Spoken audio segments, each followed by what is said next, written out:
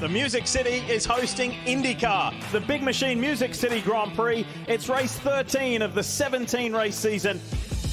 Will didn't have his earbuds, was frantically searching for them. Green, green, green. We see green here in Nashville. McLaughlin at the front, but look at Colton Herta. He's diving hard on the inside. Newgarden and Kirkwood side by side into turn one here. Okay, the car's on alternates. They're starting to drop. The rear of the car is very, very roasty. Christian just came on the radio and said, these are awful. They said the rear tire temps do look high, so the alternate's already starting to go away. Some kind of problem for David Malukas. The back wing is off of that car. Now smoke coming off of that engine. David, there is a fire. Get out of the car. Okay, Scotty, we're going to stay out. Ready for a very busy pit lane, but not everybody is taking. The championship leader is green, green, green. We'll get this restart underway. Colton Herta, Roman Grosjean side by side. Grosjean just got around Colton Herta and Kyle Kirkwood as well. In fact, Colton Herta is getting bounced to the outside wall. Will Power shoves it wide. Newgarden gets around. So does Scott Dixon. Colton Herta a pinfall on this restart. Something stuck the right front flat spotted heavily. Hey, we got an open box in front of us, a hitch mark. Kyle Kirkwood is in. He stayed out a lap later just to try and get some clean air. They're happy with the race car. They'll probably need some yellow, though, a little bit later on here. Cars ahead are going to pit, and then you will be the leader. We're going to have a change for the lead. It's not going to be a pass. Kirkwood takes over the race lead. Grosjean goes wide. That will open the door for Scott McLaughlin. Move McLaughlin to second place. It isn't gone. I don't know why you call it gone. Rossi, VK. Elbows out. Whoa! That could have been ugly. That guy's moving like in a straight line. It's terrible. The same lockup issue that Pato had. We have like an issue on the inside shoulder right front. It's going to go. All right, let's hit this lap. Kyle said these tires are gone, and they'll get off the alternates, go to the primaries. We'll just see where they blend out here. We're going to be racing the 10 cars out of the pits here. Look at this, Kyle Kirkwood, and there is the blue and white of Alex Palou. Oh, and we got trouble, guys. Linus Lundqvist has just hit the wall at the exit of turn number 11. I'm so sorry, guys. Let's get ready. Let's go back to racing here in Nashville. Oh, we got a crash down here at turn 11. Of course, yellow. Pits are closed. 3 cars stacked on top of each other. I just crushed the wall there. Cold skate right back in front of me. I'm out on ice. Absolutely nowhere to go. Red flag is out, guys. We are setting up for another Nashville showdown. Green, green, green. And it's another spectacular jump for Kyle Kirkwood. Kirkwood has gone. The race leader has bolted. The battle is all for second place behind him. Kyle Kirkwood, who wins in Nashville, Tennessee. Winner. Nashville hot chicken dinner, buddy. Good job. Hell yeah, boys. Good work. Good work. Win number 2 of the year. Come on, boys. Finish strong.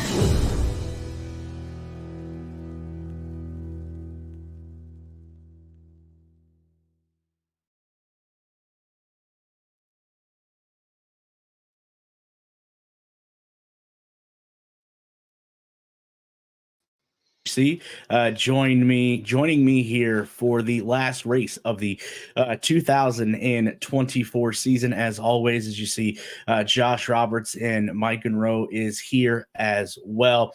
A lot to discuss, a lot to cover here heading into Nashville this weekend. We also got some interesting news, not only from the Dale Coyne camp, which seems like that comes every day with every race, but obviously a huge news conference today between Arrow McLaren and Hendrick Motorsports, where I think everybody can kind of piece together what that was about. Luckily, Michael was able to attend, and he'll be able to give us the breakdown and the insight there as to what took place there today. But like I said, I think everybody is probably going to have an idea as to what was announced there if you have not seen it already. But before we get to that, like we said, we have Nashville this weekend, the Big Machine Music City Grand Prix. Now, that video right there was from the 2023 race, obviously around the streets of downtown Nashville, there around where the NFL team, the Tennessee Titans, play. Well, this year obviously is going to be slightly different as with the construction of a new stadium there taking place. The NTT IndyCar Series had to find another place in Nashville to run this race, and it's going to be at another speedway, which I absolutely love seeing a speedway to end the season out. I believe, it serves me correctly, it's not quite in Nashville. I believe is it Lebanon? I believe it's where this racetrack is is located. Michael shaking his head yes, so I got that geographically correct. We'll look more into that as well, and then also too, we have a huge championship to decide this weekend. It seems like it is down to two drivers, Alex Palou and Will Power. So we'll see how that shakes out. I'm sure we'll discuss that here as the show unfolds as well. But before we get into all that, like we said, let's bring in both of the other hosts here of the Push to Pass podcast. First, who has been here, can't say since day one, but not too far after that, Josh Roberts. And Josh, I know a week or so since we've been off. How are things over there in your neck of the woods? Fantastic. Everything's good over here. Saturday was a little bit of a letdown, but Sunday was also a bit of a letdown. But Tuesdays are always a great time getting on here with you and Michael. And NASCAR has boogity boogity boogity, and I think the new phrase for as you can hear my son in the background for IndyCar is winner winner Nashville hot chicken dinner. I mean that just sums it all up. So can't wait to see what this race holds for us on this weekend, and we'll see who comes out with the championship. Yeah, absolutely. And I hear that you have somebody in the background as well. So maybe he's looking to take your spot here on the podcast. So we'll see how that unfolds down the road, obviously. But again, let's bring in Mike Monroe as well. He has been a busy man, not only on his days off, but today covering the huge announcement, which we'll get into towards the end of the show. But Mike, how are things going over there? Yeah, doing pretty good. As Josh said, I don't really follow the college football, but Sunday was definitely a letdown with the Colts. I thought we had that win, but not quite. The Texans are a pretty good team, but overall, week's been pretty good so far.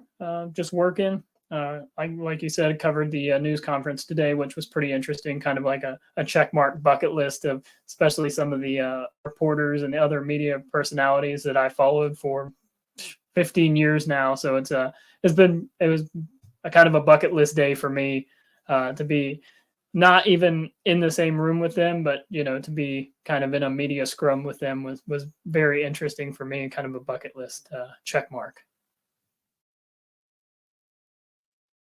Yeah, absolutely good. Good to hear that you definitely enjoyed yourself. And like I said, towards the end of the episode this evening, when we get to our news and notes section, we'll definitely bring that up. And can't wait to hear what you have to say with your reporting there from that news conference today. But before we get into all of that, obviously, like we said, if you can read Josh's little message there. This one is for all of the marbles. For sure, it is the Big Machine Music City Grand Prix. Like I said, taking place in on the Nashville Motor Speedway is where this is. It is not the road course like we're normally used to seeing in Nashville. It is the Nashville Super Speedway. As you see right there, the map on your screen, we are going to be the guys are going to be running, and gals, I guess for that matter, are going to be running 206 laps or 267.8, so almost 268 miles. Now, keep in mind that the NTT IndyCar Series and Indy Next by Firestone have actually, the NTT IndyCar Series has actually ran at the Nashville Super Speedway, as you'll see momentarily with some of the past winners. So I know Scott Dixon comes to mind. He knows how to get around this speedway. But like we said in the opener, this race is going to determine the 2024 NTT IndyCar Series champion and where that Astro Cup is going to reside for the next year. Is it going to stay in the Chip Ganassi camp with Alex Palou, or is it going to change hands once again and go to Team Penske and Will Power? After Sunday, we will have all of that figured out. Like I said, Nashville Super Speedway is in the middle of Tennessee's racing jewel there, Lebanon, Tennessee. The track is also known for its high-intensity wheel-to-wheel action. And again, this is being host to the season finale. Now, keep in mind that this is the first oval finale in 10 years for the NTT IndyCar Series. I found anybody knew that. This is the first oval finale race in 10 years for the NTT IndyCar Series. The 1.33-mile D-shaped shaped concrete oval features 14 degrees of banking and has hosted 8 NTT IndyCar Series events. Now, Michael, I know you follow NASCAR. I know NASCAR has been to the Nashville Speedway numerous times. Is there any more that you can add to the track facts and history here of the Nashville Super Speedway? Yeah, so it's a concrete track, which I find very interesting. We'll see how the Firestone rubber does it actually go into the track, or does it kind of sit on top of the track and then is collected if a caution comes out? Will it get collected back up, or will it continue to sit into the track? If you follow NASCAR at all, you'll see this more on like Dover, Bristol, those concrete tracks. They don't really absorb the tire as it rubbers in. It doesn't necessarily absorb the tire. So as a caution comes out and they slow down, they start picking that rubber up. So it kind of always is an evolution of, grip. You lay some rubber down, you pick it up, you lay more down as the runs go on. This track has banking all the way around it, so it's not flat on the front stretch or the back stretch or the turns. 14 degrees in the corners. I believe it is, if I remember correctly, looking at my notes. The turns are 14 degrees. The front stretch is 9 degrees, and the back stretch is only 6 degrees. So there's going to be a constant little bit of a turn to the wheel. So if anyone gets out of shape, it could be a wild ride. Also, NASCAR has put the PJ1 resin down on the upper groove of the racetrack. So that's another thing we'll have to watch. The Firestone tires seem to not like that as much. If we look back to Bristol, or not Bristol, I'm sorry, they use that at Bristol. But if we look back to the IndyCar races at Texas, that's been a challenge. A note too as well with Texas is an asphalt track, whereas Nashville is a concrete track. So does that affect the Firestone tires as well? Does it give a little bit more grip, or is it still that slick effect that we've seen at Texas? So those are things that the track it has to offer as well. As you said, NASCAR has ran there the past 2 years. So we'll see. I think that the track alone has some pretty interesting characteristics. Also, if you think about a concrete track, if we drive down a concrete road, you feel those little bumps where the concrete has been basically patched together or paved together, where you get those little joists in there. So there's going to be a little bit of bumping too. So will that upset the cars as well as we get later and later into the run? So those are things to keep an eye on for sure. Well, and I think something else, and I know Josh is going to love to comment on this, and you were talking about tires. Now, we know on street and road courses, especially Josh, because this is his favorite topic to talk about, that Firestone will bring a softer alternate red tire, or red sidewall tire, I guess, to street and road courses. Well, we're going to throw an interesting twist here this weekend. And again, I can't wait to hear what Josh has to say about this, because I know he is itching at the mic to talk about tires. But Firestone is bringing that softer red alternate tire to a super speedway this weekend. So I'm kind of curious to see how that's going to play. I'd love to hear what Michael has to say. Just looking at the article that came out there the other day, that each NTT IndyCar Series entry will receive 6 sets of the primary compound tires. That is the black tire, the common racing tire that you see.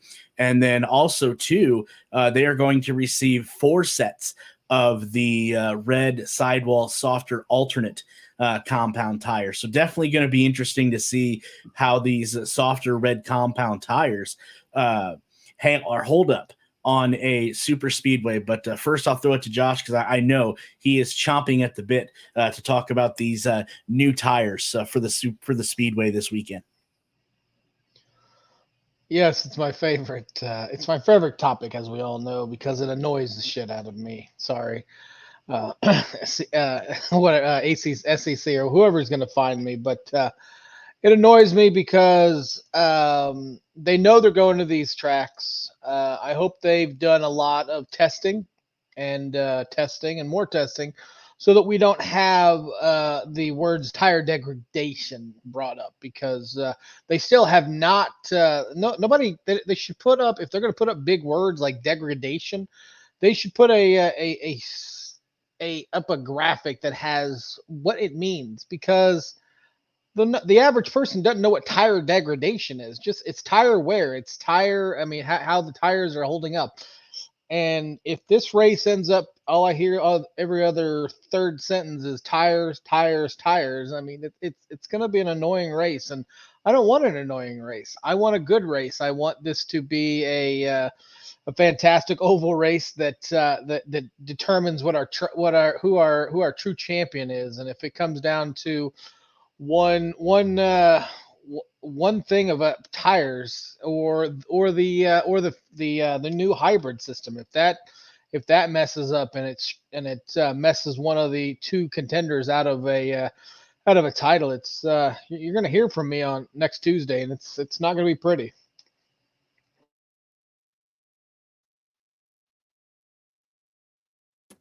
Oh, that's so fun. We could probably have an entire podcast just about tires. I actually like tire degradation, and it's not tire wear, Josh. We have to remember the tires go through cycles. So as it slowly wears, and then it gets better sometimes. Other times it just dies. So I actually like the two tire compounds. I think it's a little bit more strategy. So personally, depending on how faster the red sidewall tires are, I'm saving a set for the end of the race. If I'm in, Will Power's, camp, I'm saving a set because we get a late race caution. I'm throwing those on, and that's our best chance to get a win.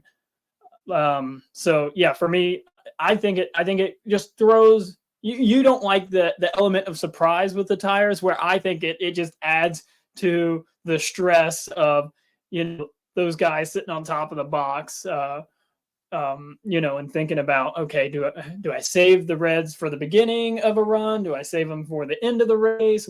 What if we don't get the caution and I'm sitting here on a set of red tires that I could have used in the middle of the race?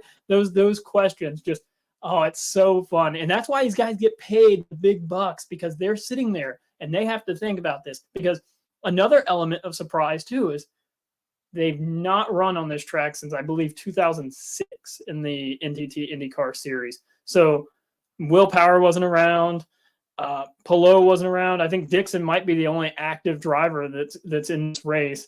And Derek is confirming that. So these strategists have no idea what to expect. The drivers really they've tested, but how much does testing really, come into effect when the track was probably pretty green when they tested? How many laps did they run? So, and they didn't have these two tire compounds. So there's just so much going into this weekend that I'm actually very excited for, because there is so many question marks into a championship race. I think it's really, really interesting how this whole season of IndyCar has just been curveball after curveball after curveball. You think to the hybrid system, the push to pass situation at the beginning of the year, the craziness of the Indy 500. We're ending the season on a track that no one's driven on in a race format, except for Scott Dixon. Now we're adding tire elements. There's so many different elements into this that just make it so exciting coming into this weekend. I'm going to steal a movie reference here. It's from, My Cousin Vinny, and I don't know how many of you have seen this, but all I can think of is when Joe Pesci and his girlfriend and Melissa Tomei, there we go, we're out in the woods in the cabin, and she's talking about her biological clock is ticking. And Joe Pesci says, "Is there anything else you can add on to this?"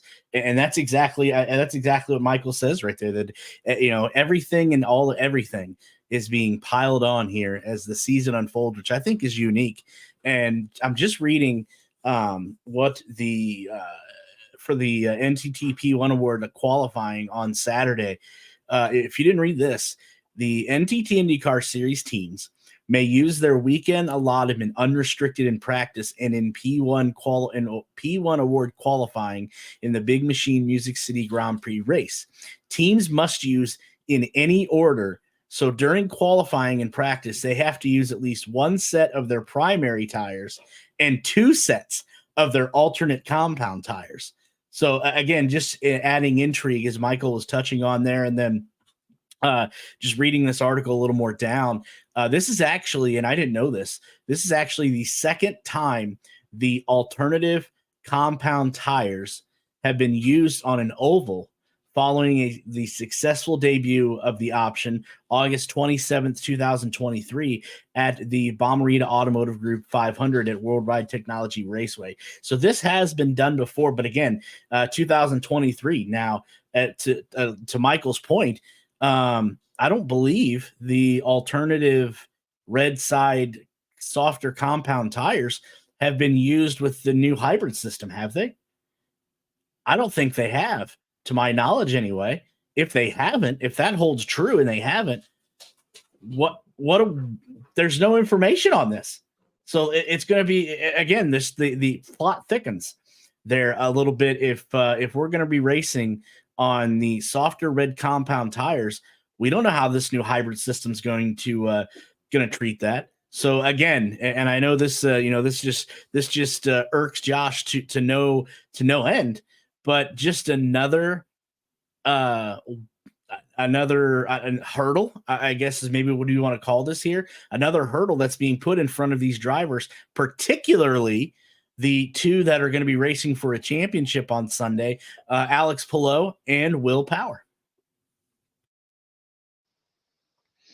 Michael brings up a great point about tires. I'm not gonna change my position because I'm tired of hearing I hate hearing about tires, but it does bring another element of how's the race gonna go. The people this weekend, outside of the drivers, they're gonna earn their big bucks. The crew chiefs are going to earn their money this weekend. So as much as I don't like tires, I'm still not going to change my view on it. I don't want to hear it every 3 sentences during the race. But if it does bring some intrigue and some mystery into it, and some more stress on the drivers, and it brings out a better race, I won't be as mad. But let's keep the tire chatter to a minimum. Michael, anything to add to that? No, I just think it's very interesting that they decided I don't know if it's necessarily last minute or it's definitely last minute for the fans and members here on this podcast. I don't know if the teams knew about it beforehand, about this whole different tire, the alternate tire coming into effect. Hopefully the teams had a little bit of heads up before they just said, hey, we're releasing this. So, I don't think the alternate's been used with the hybrid system on the ovals. I know it has probably been used on the street and road courses, but on the ovals, it's untested. So I think it'll be definitely something to watch for going into the weekend. And there's another big element of surprise that we'll probably talk about here in a little bit. Yeah, definitely a lot of surprises here going into the season finale in Nashville this weekend.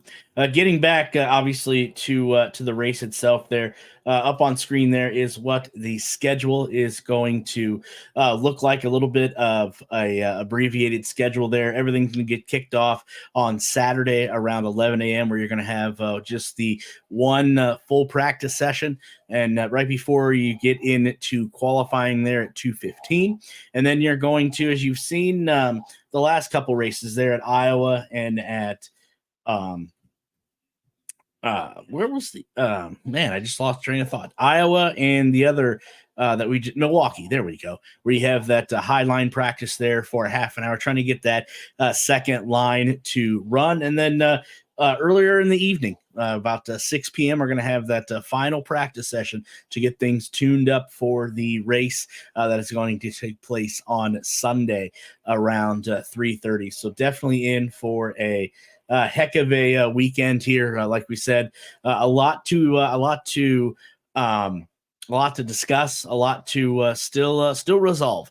Like I said, we do have that championship points race for the Astro Cup to decide. Like we said, that's going to come down to obviously Alex Palou and Will Power. So obviously a lot of the TV coverage is going to be focused on those two. But I know, Michael brought up past winners a little bit ago, kind of got ahead of the ball game there a little bit, but he was right. These are the past winners of the Big Machine Music City Grand Prix. Now, keep in mind that in 2021, when IndyCar came back to Nashville, that is when they started on the street course. So Scott Dixon has won 3 races. You see back to back there, 2006, 2007, 2008 on the Nashville Super Speedway.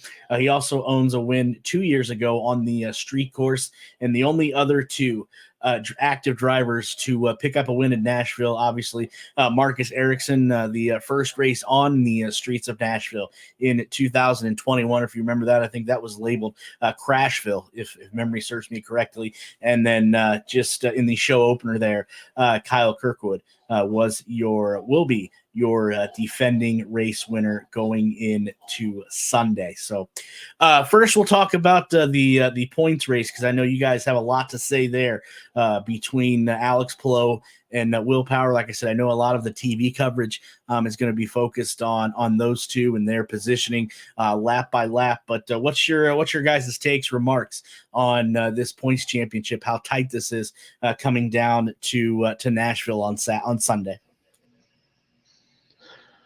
Me personally, I mean, earlier in the season, I didn't think it was going to be this tight. Going into that second race at Milwaukee, I didn't think that anyone was going to have a chance to catch Palou. But then the mechanical failure happened, and it threw a wrench into it. And now I am. It's going to be a great race. I think Will Power is going to be a formidable foe for Palou, especially seeing Palou does not particularly do well on ovals, as we've mentioned in the past. But I can't wait to see how these two behemoths of teams, take every single thing that they've learned over the years and put it into trying to wrangle the Astro Cup away from whether it be Will Power, wrangle it away from Palou, who's currently the defending champion, or whether it's Palou holding on to it and making him a back-to-back and a three-time Astro Cup winner. So I don't want to say I was happy that Palou had mechanical issues, but I'm excited that it's putting more spotlight on the championship. Had Palou gone out and not had any mechanical issues in Milwaukee on the second race on Sunday, and finished in the top 5 or so, there's a possibility Will Power may not have even be able to catch him, and this race would be so anticlimactic. But now throughout the race, I feel like they're going to have a counter up in the either right hand or left hand corner of the screen, and it's going to be live scoring of how close Power is, or how far away up in points Palou is. So it'll be interesting, and I know they're going to put on such a great race this coming Sunday. Yeah, I think this championship can be it can either be very interesting or it can be very lame, depending on how well Palou qualifies and runs. We did confirm last week on the show that if Palou finishes 9th or better, he wins the championship. No, there's no question about it. Will Power can lead every lap of the race and win the race, but if Palou finishes 9th, there's nothing Power can do at that point. Another driver we have to mention is Scott McLaughlin. A lot of people were questioning whether he has a shot or not. As soon as Palou rolls off pit road and starts the race, he has no shot to win the championship, which has actually been a pretty good lively debate back and forth with Alex Palou. I've been following along with this.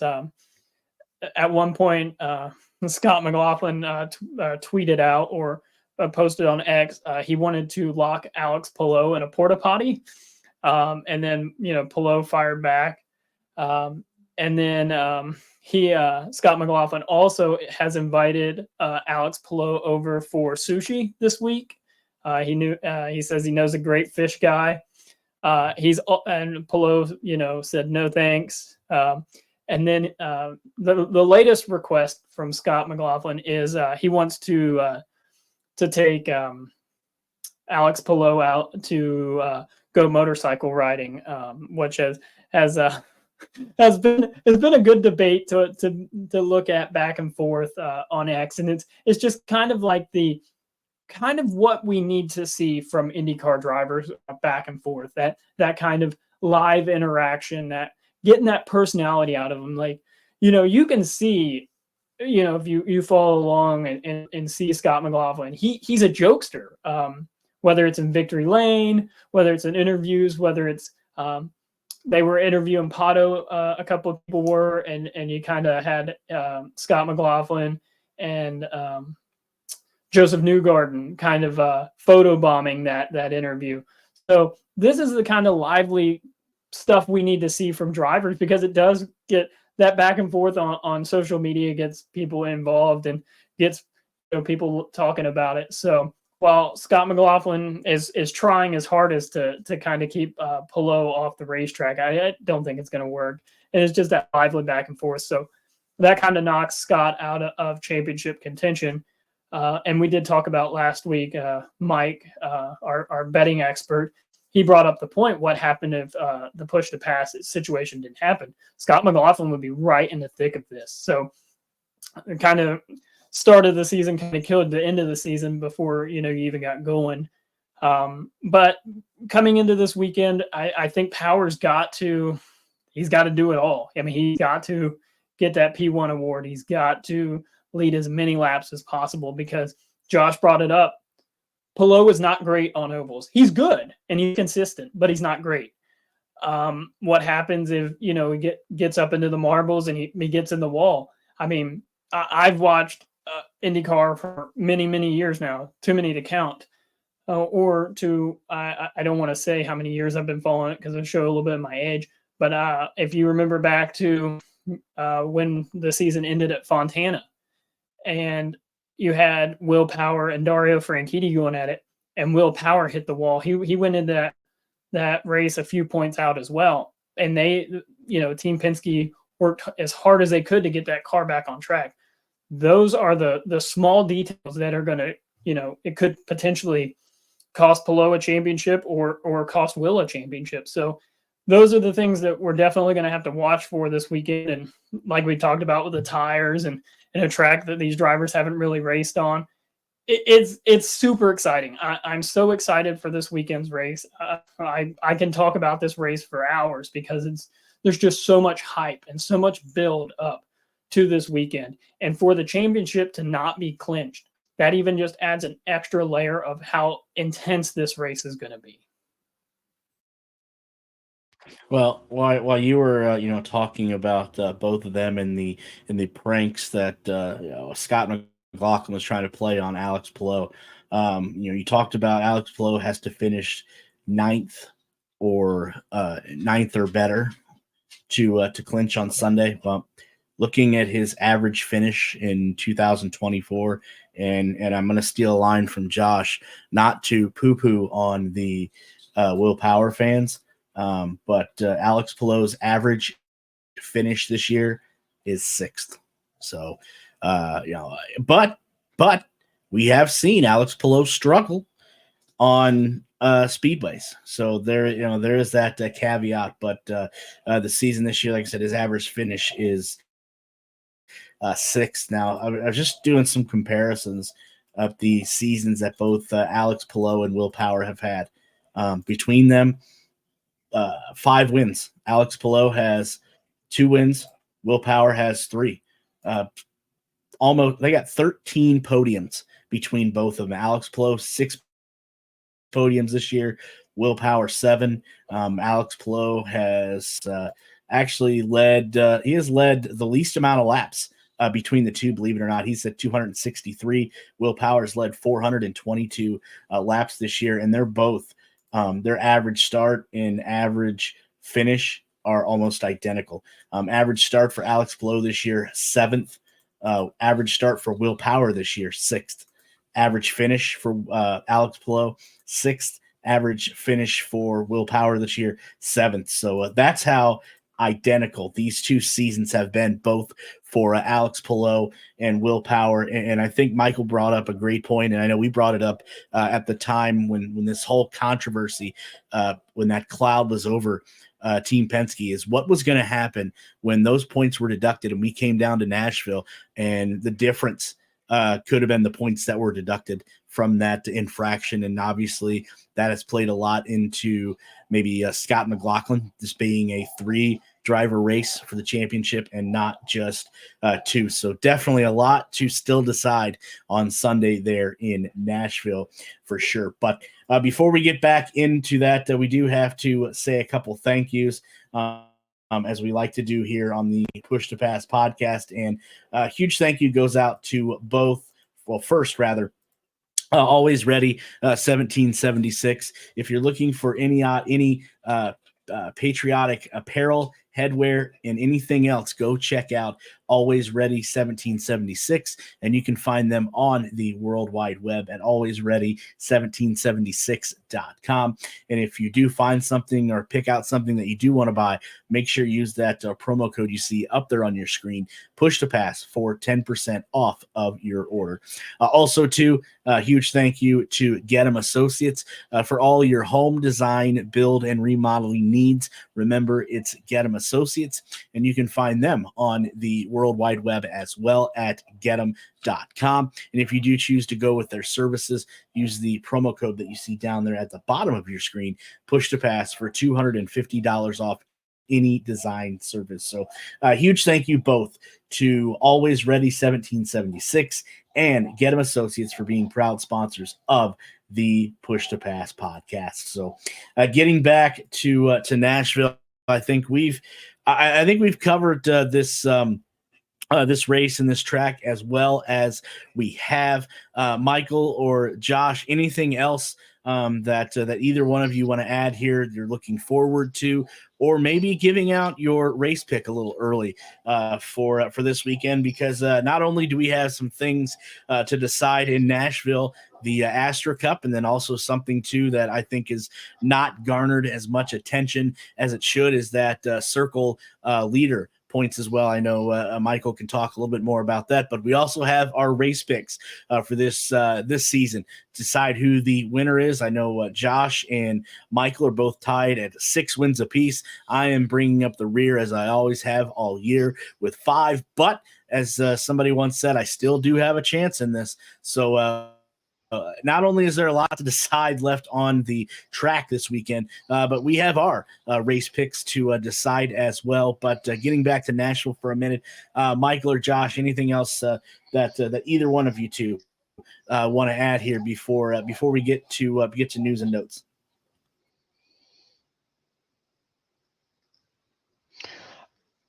I just had 2 questions for you guys. Just wanted to get your analysis. This, as we know, this race has been ran on the streets of Nashville the last couple of years. Since it came back to Nashville, it's been ran on the streets. With it going to the Oval, I have two parts on this. With it going to the Oval, does it take away some of the ambiance of it. It was cool. You had the cars going across the bridge. That was a cool feature of it. Does it take away? I know they had to take the break during the Olympics, but does it take away from just the pure the viewer spectacle of going through the streets of Nashville? And second, with the race being in the second week of the NFL season, and the Titans are in town, do you think that the second NFL weekend, Titans being in town, is going to both hinder the viewership of this last race when it should be a must-watch race if you're a race fan of any type, because you have the championship going to be decided on this? Does it hurt the attendance and the viewership? What are your guys' opinions on those two aspects?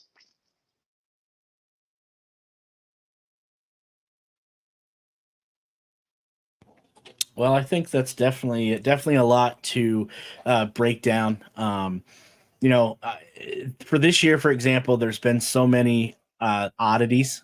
I think is the right word here, and I think it was tough for IndyCar, obviously, to compete with the NFL, and they knew they had to because they were going to have that break, that 2-week break there for the Olympics, as you mentioned. So IndyCar really didn't have a choice in this as to when their season finale was going to take place. And obviously they didn't know going into the year that coming down to Nashville was going to be with so much on the line. I think you can't fault them for that as well. But in the first part of that, and it's probably what I should have tackled first, but I think IndyCar's got to absolutely love the fact that they are ending the year on an oval. I think there are a lot of fans, me in particular, that have been screaming for more ovals outside of what we've got this year. I think there's more tracks that we can go to in the future, and I hold my breath on that, just hearing some of the comments from Mark Miles this week. So we can talk about that another time. But I think IndyCar has to be excited that this points championship comes down to an oval. Because if it came down to the streets of Nashville, obviously we know on a street and road course that if you're not within that top 3, top 4, unless you really hit on your pit strategy, you really don't have a chance to win the race. But on an oval, there are so many variables that can go wrong that you could have Stingray Robb win this race. Not going to say that's going to happen, obviously, but there's just so many variables that could go during this race that you could see that happening. So I think in one aspect, I think IndyCar's got to be excited, and I know this is a long-winded answer, but I think IndyCar's got to be excited at the fact that they are ending their season with a points championship. The race actually means something, and it's on an oval where you have a broader range of drivers that could win. But then on the flip side of that, obviously they know they have to compete with the NFL, and there's maybe not a product on this earth that's going to outperform the NFL. So I think in that aspect, I think it's got to be a little bit of a disappointment, but obviously, like I said, out of their hands due to the fact that the Olympics fell this year. Yeah, Derek, totally agree with the Olympics. If you look at the schedule that's been released for next year, the season ends at the end of August 31st, so really won't have much of the NFL to worry about, maybe a preseason game or something like that. I do think it will hurt attendance a little bit. We also have to look at the fact that, could you imagine the chaos that would have happened had this race been on the streets of Nashville, with Titans having a home game, this race being downtown? Do you kind of think maybe that was, I'm not saying, but do you think that weighed a little bit on IndyCar to move it out of the city? It's possible. It may not be, obviously it's not the reason they come out with, or it's the sole reason, but it could have played a little bit of part. I do think attendance will get hurt a little bit, but your diehard IndyCar fans are going to be there that live close. I mean, I'm sure there's people traveling from Indy to get down there. to see this. I mean, it's going to be exciting. I think Derek's right that the road course would have been a good race. It's put on some good races, been a lot of crashing. So I think it would have put on a good race. But like Derek said, top 4 or 5, they're the ones that are going to compete for the win, except for, pit strategy, a little bit of chaos, things like that. So I do think that that's part of it. When I look at the NFL as a whole, Derek brought it up. Yeah, it's going to be hard to compete with that. I know, being a NASCAR fan as well, you look at the races towards the end of NASCAR season too, and you're like, okay, what markets are the home team in the area? That's going to affect attendance at the track and things like that. It's also going to hurt your TV attendance as well. So I think IndyCar played it smart, obviously, for next year, kind of ending right there before the NFL starts fully.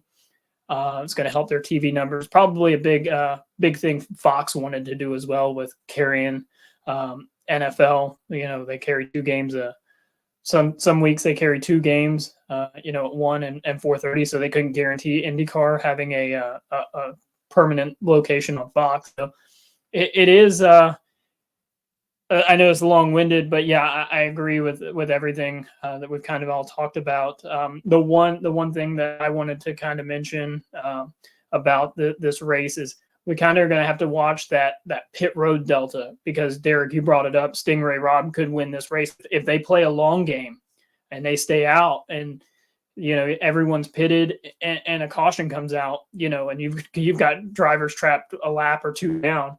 That's going to play a big role in the race. And realistically, besides the leader circle that Derek touched on, what does Stingray Rob, what does Pietro Fittipaldi kind of have to lose going into this race? Run it long as you can, maybe catch that caution and trap everyone a lap down. It could be a big win for them. So these are things that you look at, someone that's dug into the sport for a while, kind of look at that, like, what do they have to lose? This is it. This is the last race. So, like I said, I could talk about this for hours because it's just so exciting. There's so much to look at. And we can take a dive, Josh, back into this here. But great segue here. Somebody that does his research as well. Michael is joining. Mike is joining us here from a remote location. Okay, I'll tell you, it's his beach house on Miami Beach. I'll tell you. Okay, that's where it is. But Mike, thanks for joining us as you have all year. A lot of intrigue, a lot of unknowns going into Nashville this weekend. We touched on Scott Dixon is the only active driver that has won on the Nashville Super Speedway. Really the only driver outside of maybe Will Power that is driven on this track at all. So a lot of unknowns and a lot of mixed emotions going into the season finale this weekend in Nashville. Not to mention there's a points championship that's on the line as well. Yeah, I just heard Michael, man. I guess I got to go lay a couple bucks on Stingray at like 150 to 1 to win the race, that. But no, I mean, look, we talked about, so you just mentioned Dixon being the only driver. He was the only driver to race on the track last week, and that didn't turn out so well. So I don't think that means crap as far as handicapping goes. New car, new tires, new engines, different testing. It's a whole different ball game. So I don't really take too much stock into that when it comes to handicapping the race. But the bad news is, man, I don't have really too much to tell you today in terms of betting this race. The sportsbooks have not put out any numbers. There is not even championship numbers out there to bet right now. So I'm flying blind. I'm just scouring the sportsbooks, waiting them to post something. I mean, look, if you want to – I didn't hear I don't know if you guys talked about it earlier, but this is why IndyCar should not race in the football season. Let alone for TV ratings, but also just for the sole fact of, for the betting aspect of it, like there's no odds. So right now there's nothing to bet on this race. I am sure that, come Sunday, we'll see something at the sports books. They'll post something. If they're going to post table tennis numbers and cricket numbers and dart numbers, I'm sure there'll be something for us to bet on in IndyCar. So as soon as I see it, I'll post it.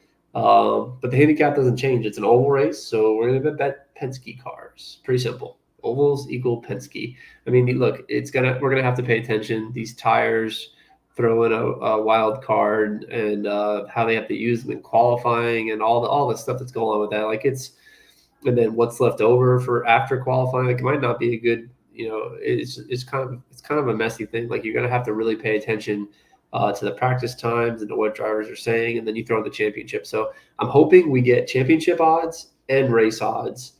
Because Michael's right, like, it might be a chance to take some long shots on people that are willing to gamble, do some crazy things to win the race, whereas Power and Pillow are just going to be trying to win the championship, and the rest of them all want to win. So, you bet numbers, not drivers. So we'll see what the numbers come out, and if they come out, and we'll go from there.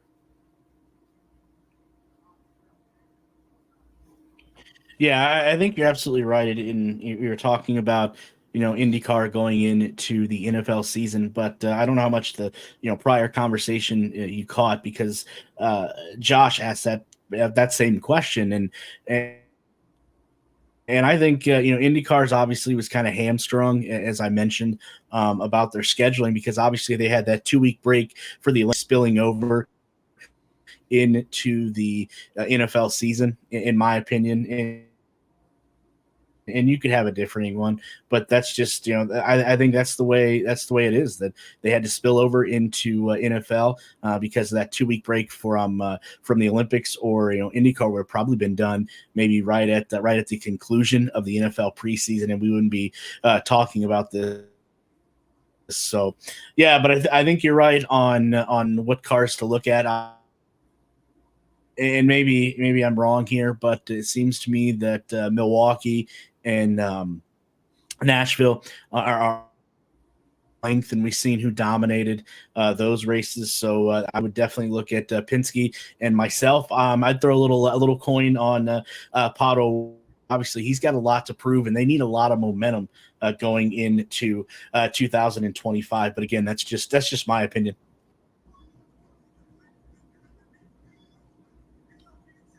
Yeah, look, you're not wrong. I'm with you. Like, I mean, McLaughlin, I'm sure I'll bet McLaughlin again.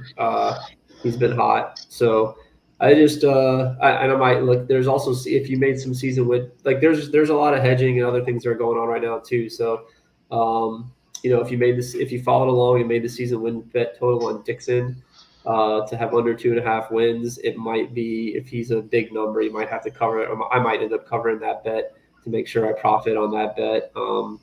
Gonna cash the Pillow bet no matter what happens with him, so feel good about that. But I have championship futures on Will Power. I recommended betting him at 9-1 after or before the 500.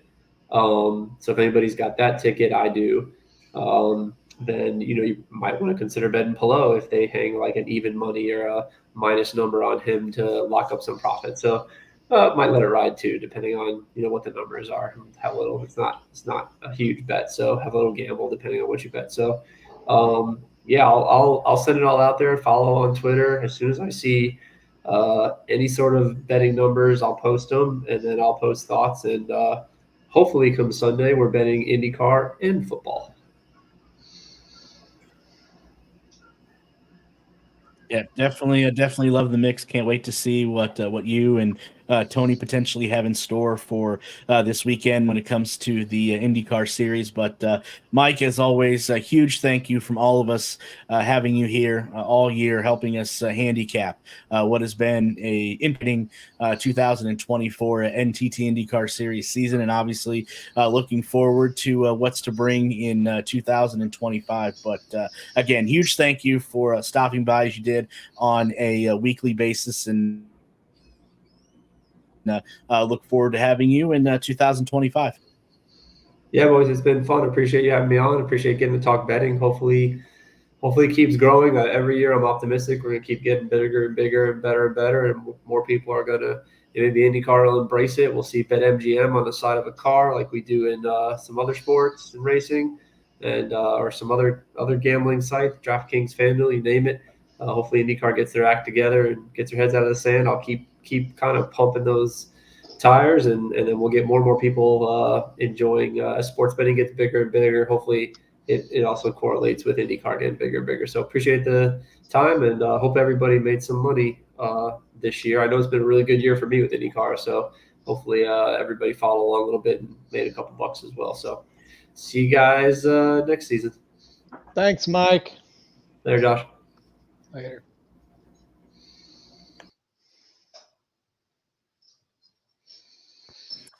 Good stuff there. Or X down there at the bottom there. Great handicapper. He's been here since day one.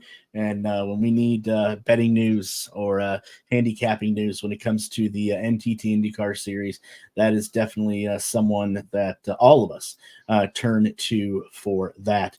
Getting back into the topic Josh brought up before Mike joined us and before we have our official weatherman join us as well. Josh, the answers that me and Mike both gave you, anything that you want to add or rebut from that? No, I mean I pretty much have the same thoughts you guys do.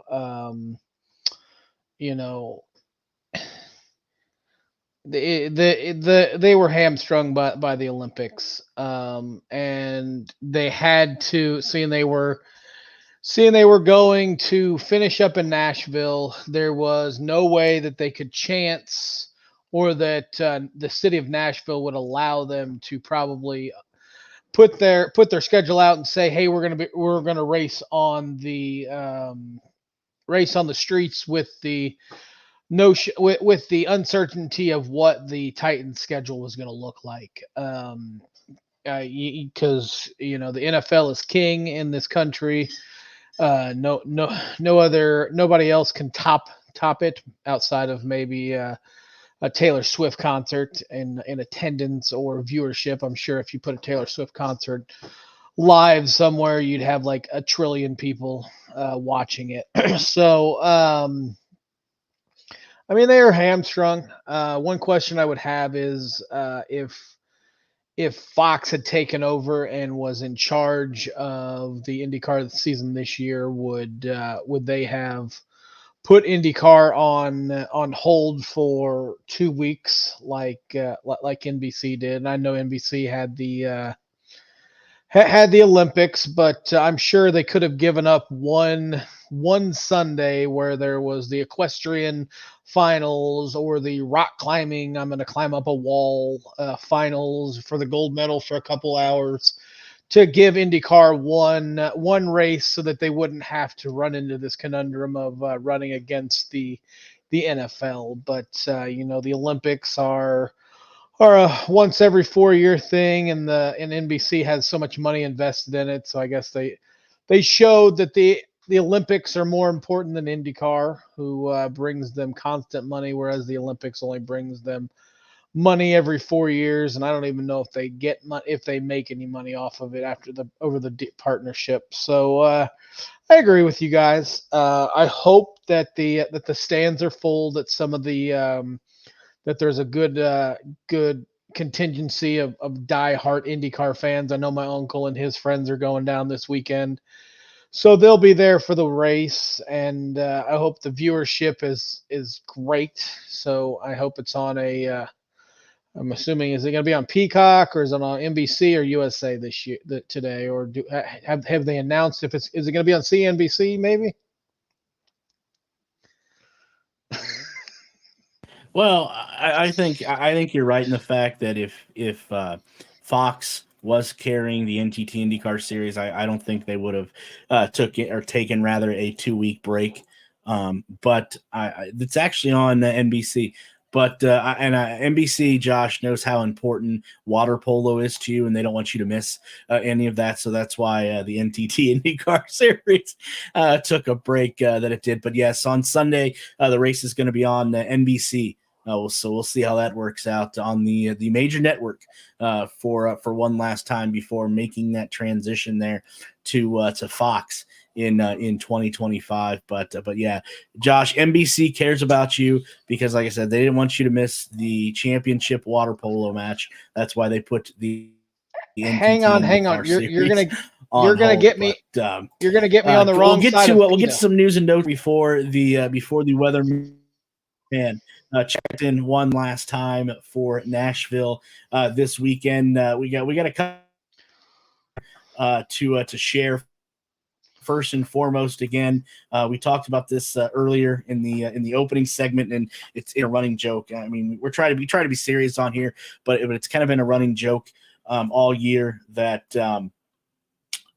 when Dale Coyne needs a driver, it seems like to us that he just puts a headshot, like a glamour shot of a driver on his dartboard, throws a dart, and whatever dart it lands on, well, that's going to be his driver this weekend. Well, apparently that dart landed on Catherine Legg because she is going to finish out the 2024 season for Dale Coyne in the number 51 Elf machine there for the season finale this weekend at Nashville at the Super Speedway there for the Big Machine Music Grand Prix. Guys, any thoughts on Dale Coyne again throwing that magic dart there and landing on Catherine Legg to be the driver this weekend? Ho, ho, ho, Dale Coyne Racing. You are the Dollar General of racing entities just because you have stuff laying around in all the aisles and you come across something and you choose that. I mean, you have no idea, no organization, no figuring out of who you who you want to be your permanent drivers. And as we keep saying, darts on a dartboard, throw it at, turn your back, throw it against the wall. Whoever it chooses, that's who it's going to be. Michael, I'm assuming you have strong feelings about this also. Yeah, what it basically comes down to dollars and donuts, I guess, or I guess dollars and lipstick if you want to go that way. But it is great partnership that Elf has come on and has kind of really helped, grow their brand and help to, bring more fans into the sport, women into the sport. I do think it's great. Now, I did see something on X. I don't know who it was from. I apologize for not getting the name. It does seem like Jack Harvey won't be back next year at Dale Coyne. I'm not sure if he's going to another team or anything like that. And that's just what I've seen. I don't have any concrete conclusion on that or anything. But yeah, we've talked about it on here multiple times. Dale Coyne just has to find someone that can bring some money into the team that he can put in a car a full season to get repetition, to get the team repetition with the same person year in and year out. So, I mean, with Harvey, possibly, out of that ride or maybe not, in it full time. Dale Coyne has just got to find someone that can at least one of their cars that can be a full-time driver that can bring some consistent momentum and just gelling with the team, because I'm sure it's hard for the team too. I'm sure Dale Coyne doesn't want to be in this situation where he's got 6 or 7, 8, 10 different drivers every other weekend at someone different. I'm sure it's not his idea of running an IndyCar team. I'm sure he would love to have a big sponsor. Maybe we can call MGM like Mike talked about and get them on a car. It's just, and until he can find someone that can come in and bring that funding to kind of help build that team, it reminds me of a start and park team from NASCAR. If you followed back in the 2008s, 9s, and 10s, where someone would just show up, they would start the car, they would run 2 or 3 laps, and they'd park it, and they would do that all year. And I hate to say that because Toby Sowery had a great run. Catherine Legg did pretty well in the first or the second race. Jack Harvey's had a couple of good runs for the team. So I don't want to compare them to someone that just shows up and runs 2 or 3 laps, but it is a team that needs the funding. And that's what he's looking for, is someone that can bring some money to keep the cars on the racetrack. So if he could find one driver, I've heard a few names, but like I said, nothing concrete, but someone that's got some funding that can stick in the car all year, that would be preferred for him, I'm sure. So Yeah, the 51, Russian roulette is pretty crazy, but we'll see what happens in 2025. And I know this is going to be maybe controversial because I know there are a lot of IndyCar fans out there that don't want to see this, but I wonder if the charter system would be the preferred way to go for Dale Coyne Racing. I just wonder about that. But before we wrap up our preview of Nashville this weekend, we got one more item of business to take care of, and I see Michael shaking his head no, so I must be completely wrong. But our official weatherman, you can catch him over on X or Twitter, depending on what generation you grew up in. But weatherman, please tell me that you have some nice but cool. Well, good evening, gents. So the temperatures look good. That's about the best I could do with this forecast for right now. As I mentioned in my X or Twitter post, the forecast this weekend really all hinges on that tropical system that we got brewing down there in the Gulf of Mexico. Was a tropical storm earlier today, and then about an hour ago, the National Hurricane Center updated it to a hurricane. It had reached hurricane strength. So Hurricane Francine, chugging along there and expected to make landfall along the Louisiana coast Wednesday afternoon, and then should start the weekend as it heads north. So that's the big question mark going into the weekend, is what is left of that storm, and where do those remnants actually wind up, right? And so right now, it looks like maybe overnight Thursday into early Friday, it might be sitting in western Tennessee, maybe near the Arkansas border, just kind of spinning around out there as we move into the weekend. So far for the forecast, I'm keeping a shower thread in there Saturday all the way through Sunday. Are there going to be holes and openings and dry periods in there? Absolutely. Will they fall where we need them to fall? That's really still more or less up in the air, and we won't have a good idea of that until we finally get a lot closer to see how this system continues to evolve over the next couple days. So I'll be posting updates. I'll push one out tomorrow and probably go daily up until the weekend. And then, of course, when we get into Saturday and Sunday, I'll be monitoring the conditions throughout the day. So what I would say is all of us IndyCar fans need to do a collective cross your fingers because it may be, according to this forecast, unless this changes, definitely going to be hit and miss all weekend. Is that what I'm reading here? Yeah, you're 100% right on that. Yep. All right. So, yeah, everybody out there that is listening right now or watching, 42 viewers. We're pushing almost 50. So, a huge thank you to everyone for that. Please cross your fingers. Hopefully, we can get this in this weekend with no interruptions, because we got a lot to take care of. We got a points championship and circle leader points to divvy out, and etc. So, weatherman, as I told Mike earlier, a huge thank you for taking time out of your busy day on Tuesdays to give us your weather report for the week. Definitely enjoyed it. And if you don't follow him on Twitter or X, shame on you. You should do that, because the weather reports that he puts out are obviously second to none. But again, huge thank you for joining us, and definitely look forward to having you back in 2025. Yeah, thanks a lot, guys. Really appreciate it. Enjoyed popping on here and giving you guys some most current weather information. So thanks for having me, and yeah, hopefully we'll see you next year. Thank you. Thank you. Hey, you guys have a great night.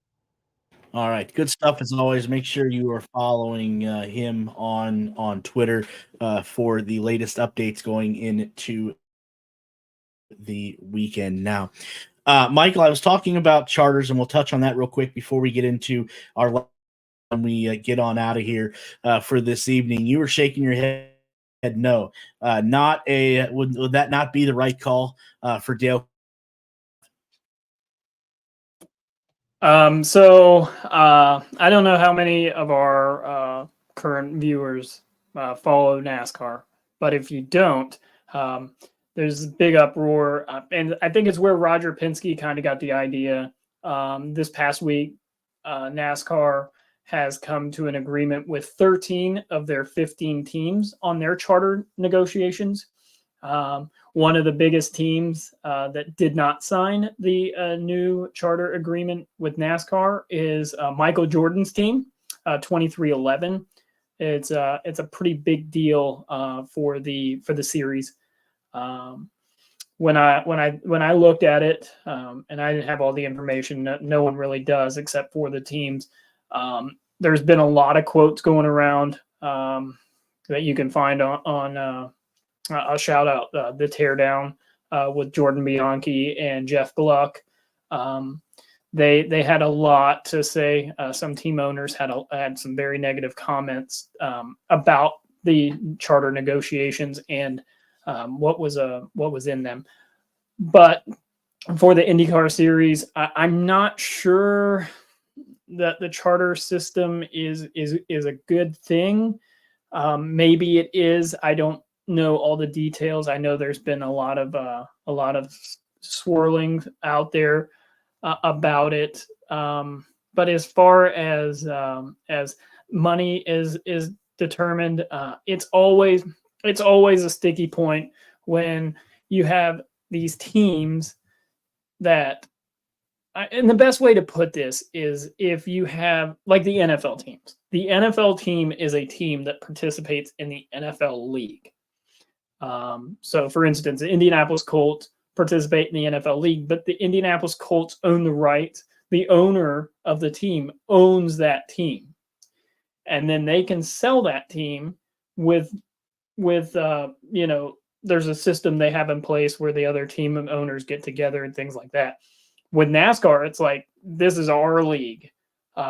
It's a kind of a pay to play kind of thing. Like we run the show, and IndyCar, if they go down the same road, it's where we get into this gray area of like, well, how much can teams make? And it just comes down to dollars and cents. And the charter system, while it realistically, most fans know nothing about it, which kind of is an issue in itself, because realistically in NASCAR, all the charter system does is guarantees 36 teams entry into every single race, and NASCAR pays out based on the overall ownership of that charter for the last 3 years. That's the gist of their charter system. And I guess there's other things that fans don't know. And do we need to necessarily know? Probably not. But the whole charter system is just, it's kind of confusing. And it's just another element that realistically shouldn't, I'm under the belief it just shouldn't be public.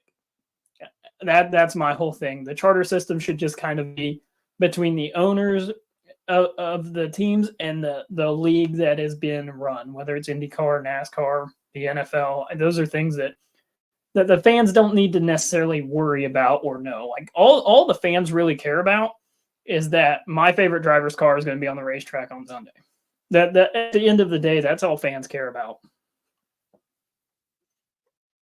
Yeah, fair enough. I agree. I think you're absolutely right there, and now a better understanding of how the charter system works for sure. One last thing before we need to get on out of here. Big news conference today between Arrow McLaren and Hendrick Motorsports. I think if you can, if you can solve a puzzle, I think you can kind of put 2 and 2 together here as to what was talked about, what was announced. But for people that may not know, obviously Kyle Larson, who attempted to do the double this past May, is going to do that again next year, running the 500 and the Coca-Cola 600. But I think there, from my understanding, is a little bit of a twist in this. And we were fortunate enough to have Michael there to cover this for us. So, Michael, what was talked about today during this news conference between Arrow McLaren and Hendrick Motorsports? Yeah, so I like you said, I was able to attend that via Zoom, and basically, if you like you said, if you can read between the lines, you can put a puzzle together. As soon as this was announced, where it was a press conference with Arrow McLaren and Hendrick Motorsports, you kind of knew that Kyle Larson's going to attempt a double again. Hopefully, this time the weather stays away. That was a big topic of concern within the press conference. So, as of this press conference, Kyle Larson's main focus on Memorial Day weekend is the NASCAR Cup Series Coca-Cola 600. As of this press conference, now I talked to Derek and before we started, and Josh as well. I don't know this for a fact. It was never asked in the press conference, but I'm not sure if this was like a NASCAR ultimatum, like, hey, listen, Kyle can do whatever he wants. We can kind of support him, things like that. But if he's going to run the Indy 500, he's got to make the start of the Coca-Cola 600, or we're not going to grant him a waiver for the championship. That's kind of what you could kind of read between the lines if you wanted to go there, because Rick Hendrick, owner of Hendrick Motorsports, he kind of said, like, no, Coca-Cola 600 is the main priority. Even if Kyle Larson is leading the race, they will have a deadline clock, I'm sure. There was a lot talked about as far as logistics. They did learn stuff from this year that they're going to implement next year. But as far as that time, when that clock hits that time where they know for a fact we're going to get Kyle Larson from here to the helipad, to the pit road, into the car. I'm sure they'll have all that timing that they had from last year. Kyle Larson will be in that Coca-Cola 600. So, Rick Hendrick did say that even if it's in the middle of the race, there is a few, I guess, issues or questions. The backup driver for the race will be Tony Kanaan, which is funny because both him and Kyle Larson will both have to take the refresher course, pretty similar to the rookie orientation. Not every step will have to be completed by either one, but both Kyle Larson and Tony Kanaan, an Indy 500 winner, will have to take the refresher course. Now, if it's raining Sunday morning and Kyle Larson doesn't start the race, I believe from what I've read by several insiders as well, Tony Kanaan can start the race, but there's a question of, can he get in midway? I think that's the big question mark at this point. That still kind of is up in the air, whether he can do that or not. But another good thing that would come from this press conference is it was great for both series, the IndyCar series as well as NASCAR.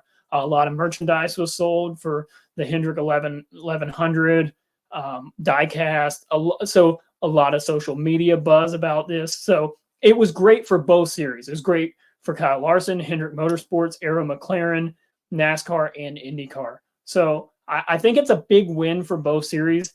If we can keep the weather under control this year, or I guess 2025, I feel like it's going to be here.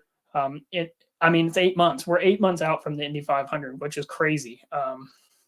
So a lot of work will definitely have to be done.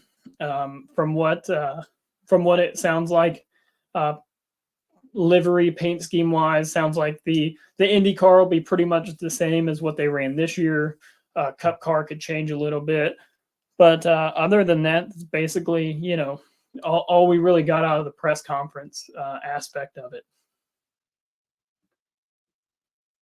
Michael, good job in covering that today. Definitely a lot of information. I know you tweeted some of it out, but great job there. Josh, my question is to you on the betting aspect of this, and maybe Mike would have been the one to ask. Now with Kyle Larson, you've seen him this past year. You've seen how well he did at the 500. If you are betting long term here, when the odds open up next year for the 2025 Indy 500, and you're going to place your bets, are you putting Kyle Larson as the front runner to win the 500 next year? Absolutely not. I'm putting him as a top 10 betting odds, but I mean, as great as Kyle Larson is, and we say you give him something that's got an engine and goes, and he can drive it. He just is not consistently in the IndyCar. He may be in the simulator, but the simulator is not. It's not an actual car. He is not in there consistently enough for me to say he would be the favorite over, McLaughlin, Newgarden, anybody else, any Polo, or O'Ward over anybody like that. He's a great driver, don't get me wrong, but he would not be the betting favorite now. And especially if you throw in this caveat that if he's leading the race in the middle, and they hit that 0 hour and they pull him off, are they really going to pull him off the race course if he's winning the race? Let's say there's 50 laps to go, they hit the 0 hour. Are they going to pull him off? That'll be interesting. And Las Vegas doesn't care if he gets pulled off and he was leading. They're not going to go back and say, well, he probably would have won the race, so we're going to pay your bet out. So I mean, just the uncertainty of if he's going to be able to even run the race, if he's going to be able to finish the race, that would almost have to be. I wouldn't bet futures on him, but if it gets up to race time, let's say we're a week out and we're looking at the forecast, and the forecast looks like sunshines, rainbows, and lollipops, and we're going to get the race in, and he's going to be able to make it to Charlotte in time. Yeah, I'd put some money on him then. But when he first comes out, it's the bet. Whenever the odds come out, I would not take him just because there's so much uncertainty. And Vegas doesn't care. They'll take your money. They take everyone's money. They didn't build those big casinos and those big lavish places all over the world. Caesars didn't become so big because they were kind-hearted to the people that were betting. Yeah, I think you're absolutely spot on. I think I'm going to imagine if as soon as that weather report comes out, I think you're going to see a major shift in odds. If that weather report says 80 degrees and sunny, I think you're going to see a major shift. And I think that shift, and again, I know we're prognosticating down the road 8 months, but I could see it that major shift when that weather report comes out definitely goes to Kyle Larson for sure. So definitely have to wait and remains to be seen how that's going to play out. But I do see the checkered flag is waving. Fellas, anything else that we may have missed or that you wanted to talk about here before we drop the checkered flag for good on this episode of the Push to Pass podcast? I'm pretty talked out. I mean, we've talked about everything that I'd like to. Just can't wait to get to Sunday.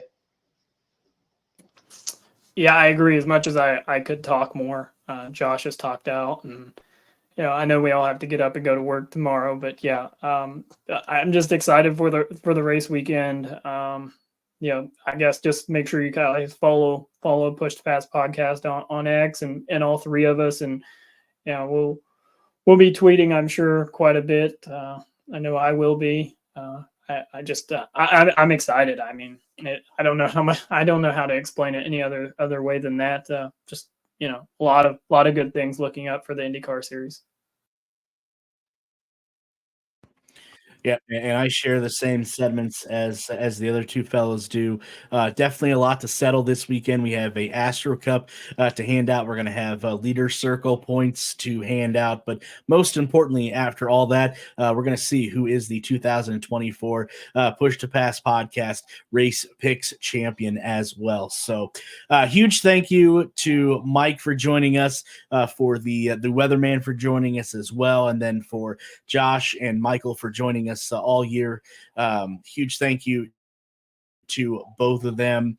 And then for everyone out there that tuned in this evening, we got up to about 50 viewers. So huge thank you to everyone that tuned in or that will listen to a replay of the show as well. And you can find them on all of your major podcast outlets. And you can also go to the social media pages that you've seen scrolling down on the bottom of your screen. Make sure you like and subscribe to those as well. So for myself and Josh and Michael and everyone else that makes up the Push to Pass podcast, we will be back in 1 week's time to talk, analyze, and discuss what was the Big Machine Music City Grand Prix from the Nashville Super Speedway. So until then, so long, everybody. Series returns to the Nashville Super Speedway. They are dicing it up. Guys like Newgarden and Kirkwood going wheel to wheel. Lundgaard to the inside of Alexander Rossi. Grosjean goes wide. That will open the door for Scott McLaughlin. It's going to be tight, but it looks like Kyle Kirkwood's going to sneak by. Winner, winner. Nashville hot chicken dinner, buddy. Good job. Listen to the Big Machine Music City Grand Prix live this Sunday.